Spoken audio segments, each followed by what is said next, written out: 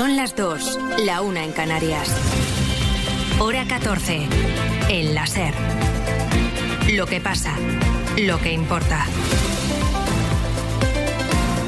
Con Javier Casal. ¿Qué tal? Buenas tardes. Yolanda Díaz no disimula su malestar con el Ministerio de Hacienda. La subida de 50 euros del salario mínimo tributará finalmente en el IRPF. Es decir, el Ministerio de María Jesús Montero no va a tocar el mínimo exento, por lo que una parte de esa subida tendrá que tributar al fisco. Díaz ha dicho que se ha enterado de esta decisión por la prensa. No puedo desvelar el contenido del Consejo de Ministros, pero como este debate no existió, sí le digo que no hubo ni deliberación en el Consejo de Ministros, ninguna, ni comunicación, desde luego, a ninguna de las partes que componemos el espacio Sumar en el Gobierno. Y digo porque me he ocupado de esto. Por tanto, me he enterado por ustedes ante los medios de comunicación. Y lo ha dicho en la rueda de prensa posterior al Consejo de Ministros que acaba de finalizar hace unos minutos en Moncloa. Consejo de Ministros que, como digo, ha dado luz verde a esta subida del SMI, la séptima desde 2018. Jordi Fábrega, ¿qué tal? Muy buenas tardes. Buenas tardes. En los 1.184 euros al mes con 14 pagas queda establecido el salario mínimo con efectos desde el pasado 1 de enero,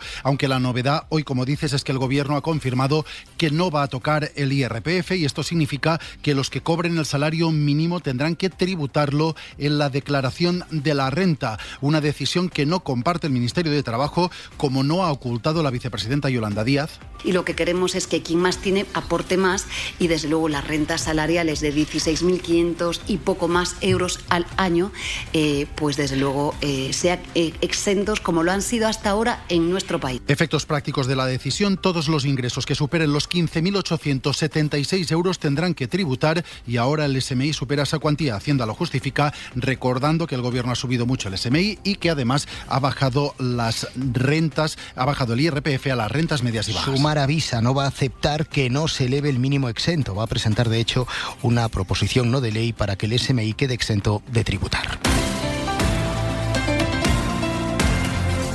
2 de la tarde y 2 minutos. Luis Rubiales se desvincula de las coacciones a Jenny Hermoso y durante su declaración ante el juez pide perdón, asegura que metió la pata por el beso a la futbolista. No fue un comportamiento, dice, propio del cargo que ocupaba, pero minimiza lo ocurrido y lo enmarca en un ambiente de euforia. Si usted ve algunas celebraciones, desde luego no se puede comparar lo que es ganar un mundial con una UEFA Nations League, pero yo me comía besos a un montón de futbolistas. Si además alguno de ellos hubiera fallado un penalti y hubiéramos estado en un mundial, pues hubiera sido una posibilidad. Era la declaración más esperada en este juicio, en el que Rubiales ha reiterado que tenía permiso de Hermoso para este beso. Información de Miguel Ángel Campos. A pesar de lo manifestado por buena parte de los testigos, Rubiales ha negado todas las acusaciones. Sostiene que pidió permiso a Hermoso para el beso, que fue consentido, que fue ella quien le subió a horcajadas, que nunca presionó a la jugadora, ni intentó coaccionarla u ordenó a nadie que lo hiciera. Yo me equivoqué porque yo estoy en una posición como presidente de la Real Federación Española de Fútbol y metí la pata, pero si es que eso a estas alturas es una obviedad que desde el primer momento reconocí, me he equivocado. No obstante, Rubiales ha incurrido en contradicción. Ha afirmado primero que nunca pidió a Bilda que tratara de convencer al hermano de Hermoso para que justificara el beso y después ha reconocido que sí lo hizo. Rubiales, que ha afeado a Hermoso que cambiara de versión de los hechos con el paso de las horas. 2 y 3. Estados Unidos y también el Reino Unido se desmarcan de la declaración final de la cumbre sobre inteligencia artificial que Macron ha organizado en París. En mitad de la bronca arancelaria, el número 2 de Trump se ha presentado en esta cumbre. Y el vicepresidente Vance ha amenazado esta vez a Europa por impedir el crecimiento de sus tecnológicas con una excesiva regulación. Europa ha presentado su propio plan de inteligencia artificial con colaboración público-privada, pero ha quedado bastante eclipsado por el enviado especial de Donald Trump.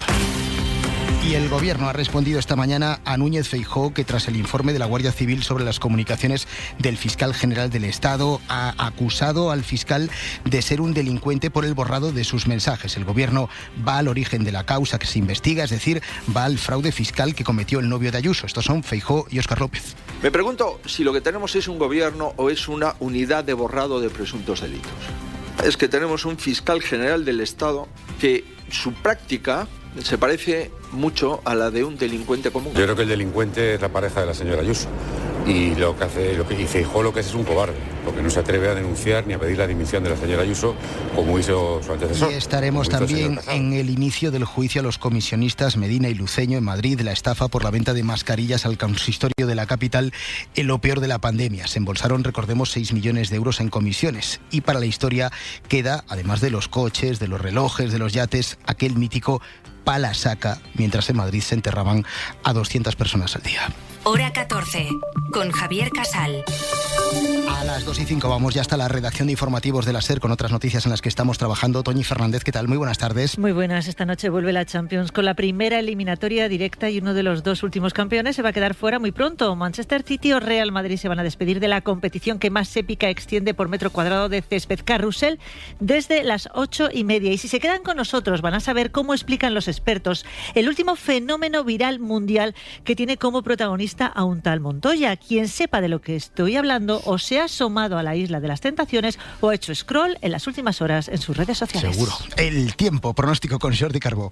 Ahora mismo está lloviendo o está a punto de hacerlo en Galicia y en todas las provincias que limitan con Portugal. Se trata de un frente que a lo largo de la tarde se desplazará hacia el este y antes que se acabe el día también habrá llovido en las dos Castillas, en la parte más occidental del Cantábrico y en la Comunidad de Madrid. No esperamos grandes acumulaciones de agua.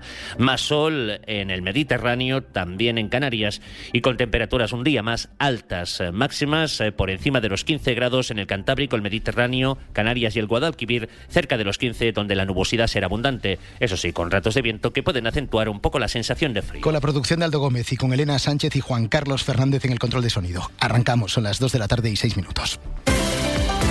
Hora 14.